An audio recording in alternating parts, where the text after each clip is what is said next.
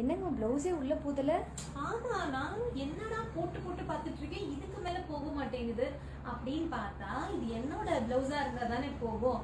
இது வந்து நம்மளோட ஸ்டூடெண்ட் பிருந்தாவோட பிளவுஸ். 10 நாளும் 10 நாளும் அழகா இருந்துச்சு அப்படின்னா சும்மா இப்படி போட்டாவது நாங்க பாத்துருவோம். அதுல நமக்கு ஒரு சந்தோஷம் தான் இல்லையா? ஒரு கடைக்கு போனா ட்ரெஸ் எல்லாம் வச்சு பாக்குறது இல்லையா, அந்த மாதிரி. சோ நல்லா இருக்கு இல்லையா இந்த டிசைன்? இது வந்து எங்களோட ஆரி ஒர்க் ஸ்டூடெண்ட் பிருந்தாவோட ஃபர்ஸ்ட் அழகான ஆரி ஒர்க் டிசைன்.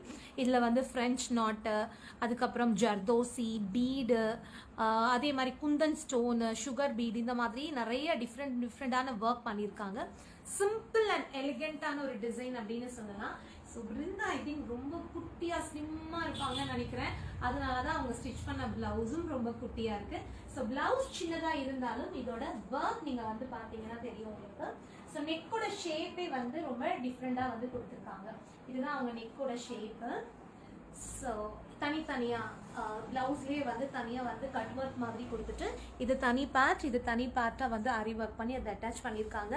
இதோட ஷேப் நல்லா இருக்கு, க்ளோஸ் நெக் டைப்ல. இதோட ஷேப் பார்த்தீங்கன்னா அவங்க வந்து ஃபுல்லா பீடு, அதே மாதிரி வந்து ஸ்டோன் செயின் எல்லாம் கொடுத்துட்டு வந்து ஒர்க் பண்ணியிருக்காங்க. ஸோ இது பிருந்தாவோட ஃபர்ஸ்ட் பிளவுஸ். எனக்கு 10 நாளும் பார்க்கும்போது போட்டுக்கணும் அப்படின்னு தான் ஆசையா இருக்கு. ஸோ நீங்க சொல்லுங்க பிருந்தாவோட ஒர்க் வந்து எப்படி இருக்கு அப்படின்னு.